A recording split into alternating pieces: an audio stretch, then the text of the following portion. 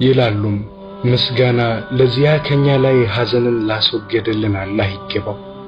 ጌታችን በጣም መሐሪ አመስጋኝ ነውና እርሱም ያ ከችሮታው የዘላለም መኖሪያን ሀገር ያሰፈረልን ነው። በእርሷ ውስጥ መከራ አይነካንም፣ በእርሷም ውስጥ ድካምም አይነካንም።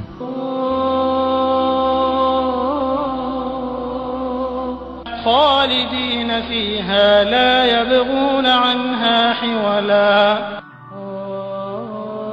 በእርሷ ውስጥ ዘውታሪዎች ከእርሷ መዛወርን የማይፈልጉ ሲሆኑ መስፈሪያቸው ነው።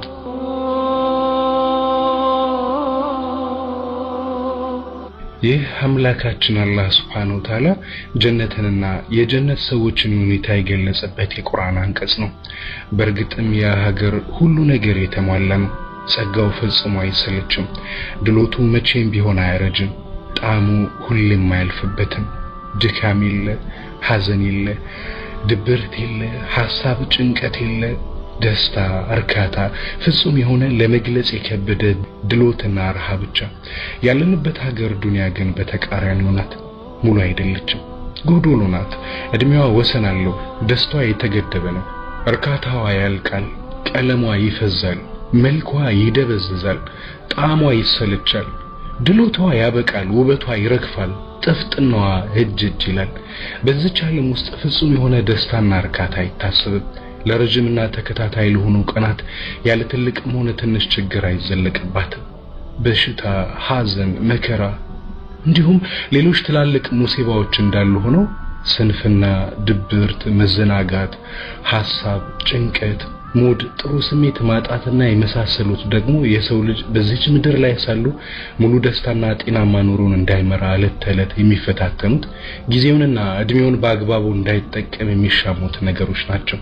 ያወቀበትና ብልህ የሆነ ሰው በአላህ ታግዞ በጥረቱና በብልጠቱ እኒህን አስቸጋሪ መሰናክሎች ገፍትሮ በማባረር አሉታዊ ውጤታቸውን መቀነስም ሆነ በማስቀረት ቀላል የማይባሉ ተጨማሪ ደስታዎችን ሊያገኝ ይችላል። ይህች ዓለም እስካለች ድረስ ሙሲባዎች ሁሌም እንዳሉ ናቸው። ይህች ዓለም ሰርተን ጥረን ግረን የምናልፍባትና ለውጤት የምንበቃባት እንጂ እጃችንን አጣጥፈን ታምር የምንጠብቅባት አይደለችም። الله سبحانه وتعالى ندياله يا أيها الإنسان إنك كادح إلى ربك كدحا فملاقيه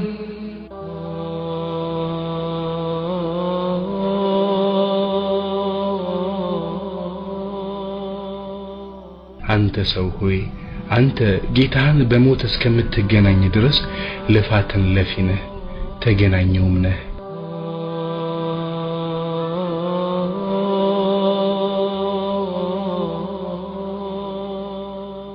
የሰው ልጅ የዱንያ ላይ መሰናክሎችን በቀናት ማለፍና በእድሜ መግፋት የተወሰኑትን ወደ ኋላ ጥሏቸው ይሄድ ይሆናል።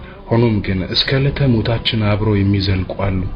አላህ ጋብተውን መጨረሻችንን ሽንፈት ወይንስ ውድቀት ወይንስ ስኬት የሚለውን ለማየት የተፈጠሩም ይመስላሉ።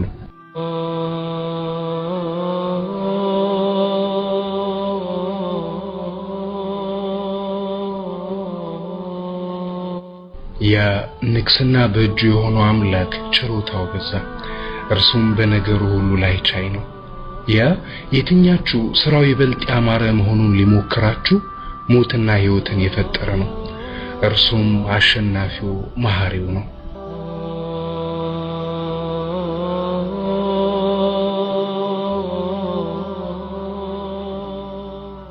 የጀመሩትን ለመጨረስ በያዙት ጸንተው ለመዝለቅና ካላማ ለመድረስ ሁሌም በጎ ለመስራት ወጥ የሆነ ስሜት ላይ ብንኖር ነገሮች እንዴት ባማሩ ነበር።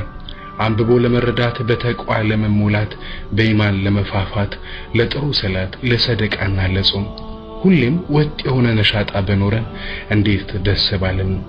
ዋ እንዴታ! ነገር ግን የመድከም የመደበት የመዘናጋትና የነገርን ዋጋ ያለ ማወቅ የመሰላቸት ችግር አለብን። ወር ብንሰራ ወር እናርፋለን። ሳምንት ብናጠና ሳምንት ይደክመናል። አንድ ቀን ብንገነባ በሌላኛው ቀን እናፈርሳለን። በድክመታችንና ግልጽ ባልሆኑ ምክንያቶች ጭምር የጣድነውን ስናወርድ አጥብቀን ያዝነውን ስንለቅ የሞላነውን ስናጎድል እንታያለን።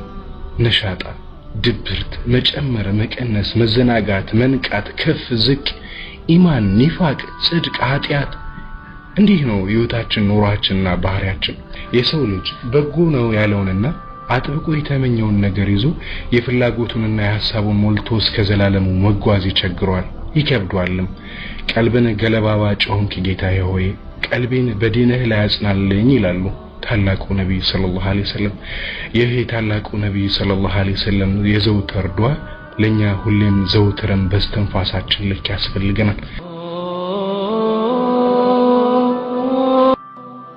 ፈተናዋ የቱን ያህል ቢበዛም ይህች የቅርቢቱ ዓለም ከብዶኛል አልቻልኩም ተብሎ እጅ ሊሰጥላትና ሊንበርከኩላት የምትገባ ሀገር አይደለችም ከደጋግ ትጉሃን ያላህ ባሪያዎች ጋር አብሮ ለመራመድ በመልካም ሥራ ከቀደሙት ላለመራቅ ከወራጅ ቀጠና ላለመገኘት ብሎም ወድቆ ላለመቅረት ለኛ መጨረሻችንን ላላወቅንና የመሞቻ ቀናችን ላልተነገረን ሰዎች ኮስተር ቆፍጠን በማለት ልብ ምቷን እስካላቆመችና ነፍስም አለሁኝ እስካለች ድረስ ሳይታክቱ ሳይደክሙ አንድ ራስን ለማስተካከል ያሰቡትን አይነት ሰው ሆኖ ለመገኘት ሁሌም ትግል ጥረት ልፋት ግድ ይላል የምን መድከም የምን ማዘን የምን ተስፋ መቁረጥ አላህ Subhanahu Wa Ta'ala እንዲህ ይላል ولا تهنوا ولا تحزنوا وأنتم الأعلون إن كنتم مؤمنين እናንተም የበላዮች ስትሆኑ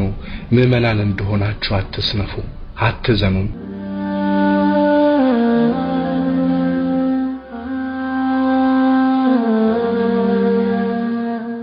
አሁን ለህይወት ፈተናዎች እጅ መስጠት አያስፈልግም ሲያጡ ብዙም አለመከፋት ሲከስሩ አለመደናገጥና አለመረበትበት ቢመቱ አለመጉበጥ አለመልፈስፈስ ያስፈልጋል ሞቷል እየተባለን አልሞትንም ከሆነ መልሳችን ትንሽ ናቸው ስንባል ብዙ እንደሆነን ካሳየን ስለ ድክመታችን ሲነገር ጥንካሬያችንን ካስመሰከርን ኢንሻአላህ ውጤት አለን አሁን በኢዝኒላህ ምንም ይሁን ምን ይብዛም ይነስ ውጤት አለን የምን እጅ መስጠት የምንስ ተስፋ መቁረጥ ሙእሚን ለስኬት እንጂ ለውድቀት እጅ አይሰጥም በኃይር እንጂ በመጥፎ ነገር ራሱን አያበስርም በጥንካሬ እንጂ በድክመት ውስጡን አያሳምንም ወዳጅ ሆይ ኢማንህ ሲወድቅ ወድቋል ተስፋ የለውም ብለህ አረቀ ቆፍረህ አትቅበረው ጥረትህ ሲበላሽ አልቆልኛል ዋጋ የለኝም ዳግም አላንሰራራም ብለህ አትዘረር ችግርህ ሲያገኝ የማገገም እድል ያክተመዋል ብለህ አትሸበር ዱዓ የማድረግ ስሜትህ ሲጠፋ ከቶ ሊመለስ እንደማይችል ገምተህ እጅህን አጣጥፈህ አትቀመጥ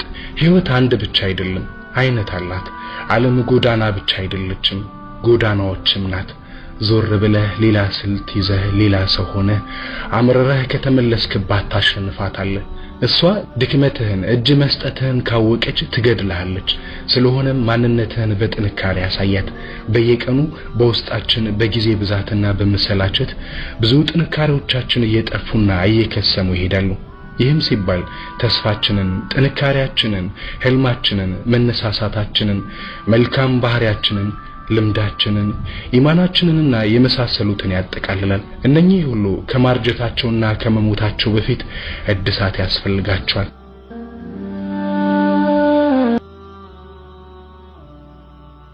አሰላሙ አለይኩም ወራህመቱላሂ ወበረካቱሁ የምንለቀው ማንኛውም ቪዲዮ እንዲደርሳችሁ ክብ ምልክቱን ቢላል የምትለውን በመጫን ሰብስክራይብ ያድርጉ በጎን በኩል ያለውን ቪዲዮ ካላዩትም እሱን በመጫን ቪዲዮውን መከታተል ትችላላችሁ ወሰላሙ አለይኩም ወራህመቱላሂ ወበረካቱሁ